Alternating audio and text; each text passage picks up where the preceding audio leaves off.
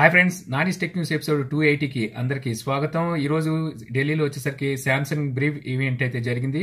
So ఇక్కడ వచ్చేసరికి మాకు M10 అండ్ M20 ఈ రెండు మొబైల్స్ అయితే చూపించారు. మొబైల్స్ వచ్చేసరికి బాగున్నాయి. మనకి ఇప్పుడున్న ప్రజెంట్ మార్కెట్ ని దృష్టిలో పెట్టుకుని వీళ్ళు ఈ మొబైల్స్ అయితే తీసుకురాబోతున్నారని చెప్పి అయితే అర్థమవుతుంది. సో ఇక్కడ కనుక చూసుకుంటే ఈ రెండు మొబైల్స్ వచ్చేసరికి మనకి ప్రజెంట్ మార్కెట్ లో చూసుకుంటే ఏదైతే రియల్మీ అలాగే ఆసూస్ అలాగే రెడ్మీ, సో వీటన్నిటిని దృష్టిలో పెట్టుకుని వాటికి గట్టి పోటీ కోసం ఈ మొబైల్స్ ని తీసుకొస్తున్నారని చెప్పి అయితే అర్థమవుతుంది అనమాట. సో స్పెక్స్ కూడా బాగానే ఉన్నాయి, బట్ ఇంతకు మించి నేను ఎక్కువ అయితే ఇప్పుడు వీటి గురించి అయితే నేను చెప్పలేను.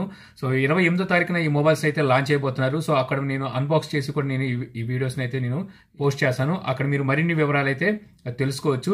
సో ఇంకా మనం టెక్ న్యూస్ లోకి అయితే వెళ్ళిపోదాం. సో మొదటి న్యూస్ వచ్చేసరికి మనకి మోటరోలా నుంచి ఫోల్డబుల్ డిస్ప్లే ఉన్న మొబైల్ తీసుకురాబోతుందని చెప్పేసి నేను ఆల్రెడీ గతంలో ఒక టెక్ న్యూస్ లో అయితే మీకు చెప్పాను. సో ఇప్పుడు ఈ మొబైల్ సంబంధించి మనకి ఒక ఇమేజ్ అయితే లీక్ అయింది. ఇమేజ్ అంటే ఇది వచ్చేసరికి మనకి ఒక డిజైన్ అనమాట. డిజైన్ అయితే లీక్ అయింది. సో ఈ డిజైన్ లో కనుక చూసుకుంటే ఈ మొబైల్ వచ్చేసరికి మనకి గతంలో వచ్చిన ఏదైతే మోటరోలా V3 మొబైల్ ఉందో సేమ్ అదే రకంగా ఈ డిజైన్ కూడా మనకైతే ఈ విధంగా అయితే కనిపిస్తుంది. సో V3 వచ్చేసరికి 2004లో అయితే ఈ మొబైల్ తీసుకొచ్చారు. ఆ టైంలో ఇది వచ్చేసరికి బాగా సక్సెస్ అయింది. సో అదే డిజైన్ తో ఈ మొబైల్ కూడా తీసుకురాబోతున్నారని చెప్పి అయితే మనకి ఇక్కడైతే తెలుస్తుంది అనమాట. సో ఇది వచ్చేసరికి మనకి వెరిజోన్ తో టైఅప్ అయ్యి ఈ మొబైల్ అయితే యూఎస్ లో అయితే తీసుకురాబోతున్నారు. అక్కడ దీని ప్రైస్ దగ్గర చూసుకుంటే 1,20,000 రూపాయల దగ్గర అయితే అక్కడైతే ప్రైస్ అయితే ఉండబోతుందని చెప్పి అర్థమవుతుంది. సో ఈ మొబైల్ ని మనకి గ్లోబల్ గా తీసుకొస్తారా లేదా అనే దాని మీద ఎటువంటి ఇన్ఫర్మేషన్ అయితే లేదు. బట్ వచ్చేసరికి ఈ డిజైన్ వచ్చేసరికి మంచి డిజైన్ మనకి ఇప్పుడు సామ్సంగ్ తీసుకొస్తున్న డిజైన్ తో కంపేర్ చేస్తే అది వచ్చేసరికి మనకి ఒక ట్యాప్ కండ్ టైప్ లో అయితే ఉంటుంది.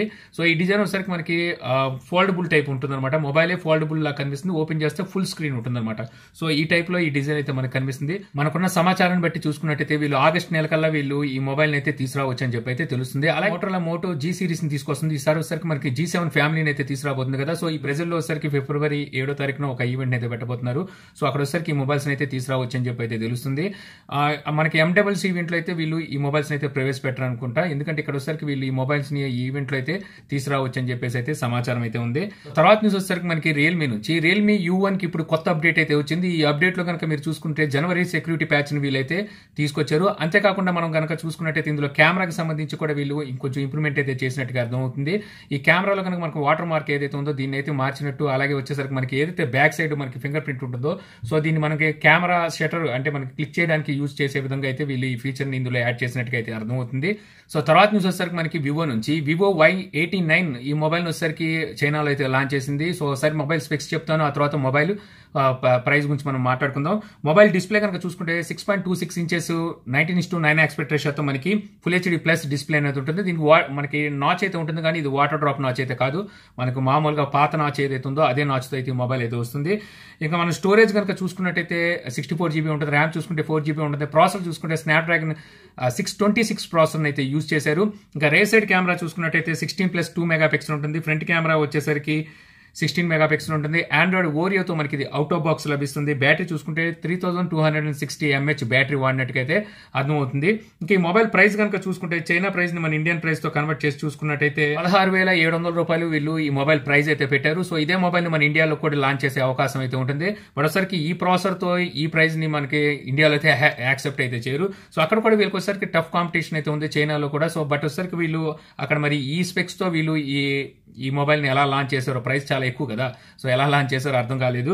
ఎందుకంటే అక్కడ చూస్తే మనకి రెడ్మీ ఉంది. సో రెడ్మీ నోట్ 7 ని తీసుకొచ్చింది. సో 10,000 బడ్జెట్ లోనే మంచి స్పెక్స్ తో అయితే ఆ మొబైల్ అక్కడ అవైలబుల్ లో ఉంటే మరి వీళ్ళు ఈ టైంలో ఇలాంటిది ఎందుకు తీసుకొచ్చారు అనేది నాకు అర్థం కావట్లేదు అనమాట. సో అలాగే వచ్చేసరికి మనకి వివో ఎపెక్స్ 2019 వీళ్ళు ఎపెక్స్ అనేది ఒక కాన్సెప్ట్ గా అయితే తీసుకొస్తుంటారు. లాస్ట్ ఇయర్ మనం చూసుకున్నట్టయితే ఎపెక్స్ కాన్సెప్ట్ లో కనుక మనం చూసుకుంటే ఇన్ డిస్ప్లే ఫింగర్ ప్రింట్ అయితే తీసుకొచ్చారు. సో అది ఎపెక్స్ 2018 అనమాట. ఇప్పుడు వచ్చేసరికి అదే ఎపెక్స్ కాన్సెప్ట్ తో వచ్చేసరికి వీళ్ళు మనకి వాటర్ డ్రాప్ అని చెప్పేసి మొత్తం లిక్విడ్ టైప్ మనకి మెటల్ తో అయితే ఇది ఉంటుందని చెప్పేసి వీళ్ళైతే చెప్పుకుంటూ వచ్చారు కదా. సో ఈ మొబైల్ కి సంబంధించి మనకి ఇమేజెస్ అయితే ఈ విధంగా అయితే రివీల్ అయినాయి అనమాట, అంటే లీక్ అయినాయి. సో యాజ్ డీస్ గా మనకి మొబైల్ ఈ విధంగానే ఉంటుందా లేదా అనేది అయితే మనకి పూర్తిగా అయితే తెలియదు.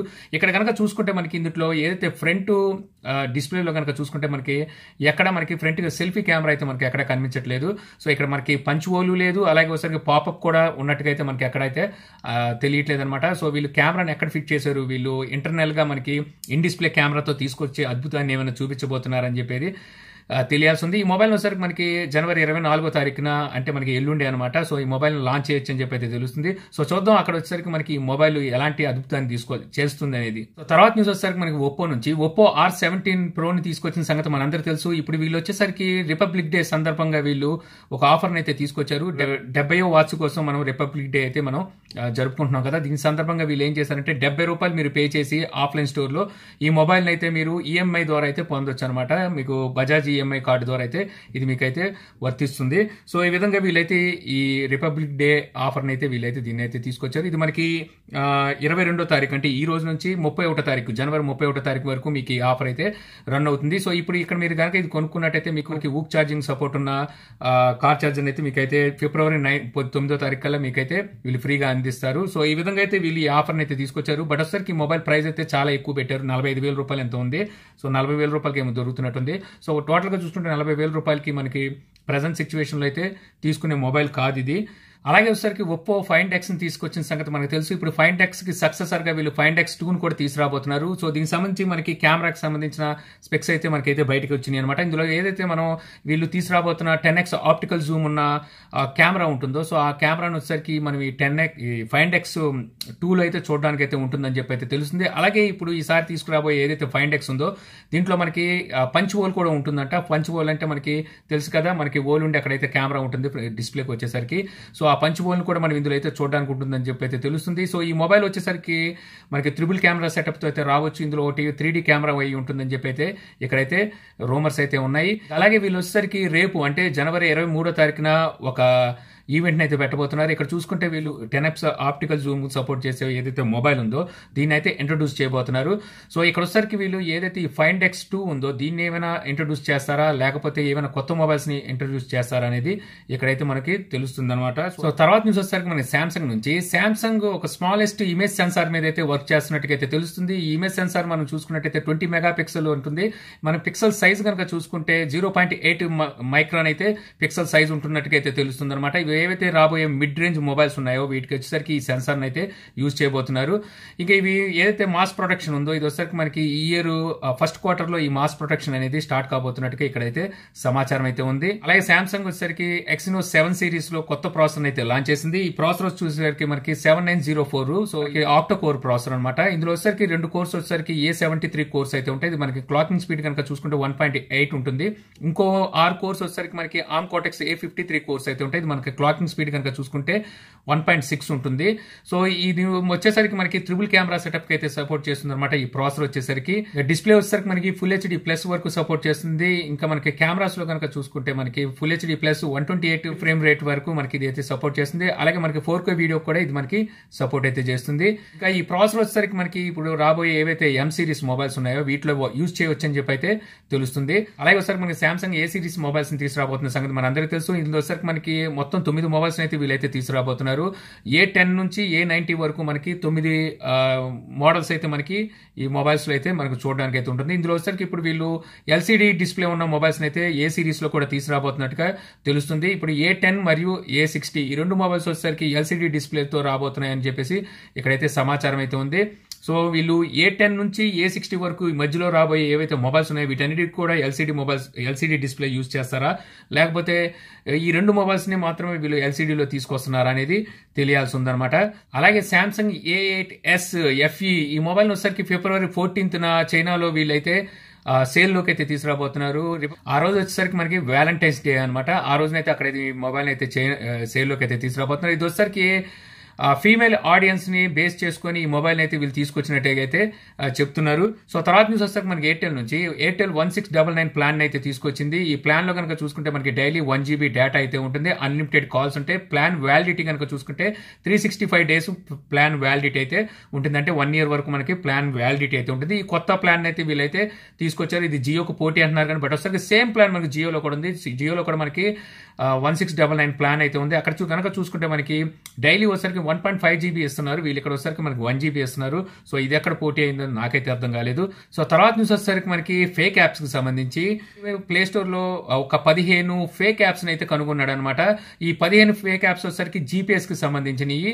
సో వీటిని మనం ఇన్స్టాల్ చేసుకున్న తర్వాత ఇష్టం వచ్చినట్టుగా వీళ్ళు యాడ్స్ ప్లే చేసి ఈ డబ్బుల్ని అయితే సంపాదిస్తున్నట్టుగా వీళ్ళైతే చెప్తున్నారు. ఇవి వచ్చేసరికి ఏవి జీపీఎస్ యాప్స్ అయితే కావు, ఇవి ఒక ఫేక్ యాప్స్ అనమాట. మనం ఏమైనా జీపీఎస్ కి సంబంధించి మనం ఏమైనా సెర్చ్ చేసినప్పుడు మనం ఏదైనా లొకేషన్ కావాలనుకున్న టైంలో వీళ్ళు ఏం చేస్తున్నారంటే వీళ్ళు గూగుల్ మ్యాప్స్ ని మిస్యూజ్ చేసి వీళ్ళైతే ఈ యాప్స్ ని అయితే నడుపుతున్నట్టుగా అయితే వీళ్ళైతే చెప్తున్నారు. ఇక ఫైనల్ చూసుకుంటే మనకి పబ్జీ మొబైల్ నుంచి, పబ్జీ మొబైల్ కి వచ్చేసరికి ఇప్పుడు వీళ్ళు ప్రైమ్ అలాగే ప్రైమ్ ప్లస్ అని చెప్పేసి సబ్స్క్రిప్షన్ అయితే తీసుకొచ్చారు. ఈ ప్రైమ్ సబ్స్క్రిప్షన్ తీసుకోవాలంటే 71 రూపాయలు అయితే పే చేయాలి. అదే కనుక మీరు ప్రైమ్ ప్లస్ సబ్స్క్రిప్షన్ తీసుకోవాలంటే 710 రూపాయలు అయితే పే చేయాల్సి ఉంటుంది. దీనివల్ల మీకు వచ్చేసరికి ఇక్కడ నేను లిస్ట్ లో చూపిస్తున్నాను కదా, ఈ బెనిఫిట్స్ అయితే మీరు పొందుతారనమాట. సో ఇంతే ఫ్రెండ్స్, నాకు ఈ రోజు ఇంట్రెస్టింగ్ గా అనిపించిన టెక్ న్యూస్. ఈ వీడియో మీకు నచ్చింది అనుకుంటున్నాను. వీడియో కనుక మీకు నచ్చితే లైక్ చేసి షేర్ చేయగలరు. అలా యూట్యూబ్ లో మా ఛానల్ ని సబ్స్క్రైబ్ చేయకపోతే కింద మన ఛానల్ ఐకాన్ ఉంటుంది, సో దాని మీద క్లిక్ చేసి సబ్స్క్రైబ్ చేయగలరు. అలాగే మీ సలహాలు సందేహాలు ఏమైనా కింద కామెంట్ బాక్స్ లో ఇవ్వగలరు. Thank you for watching. జై హింద్.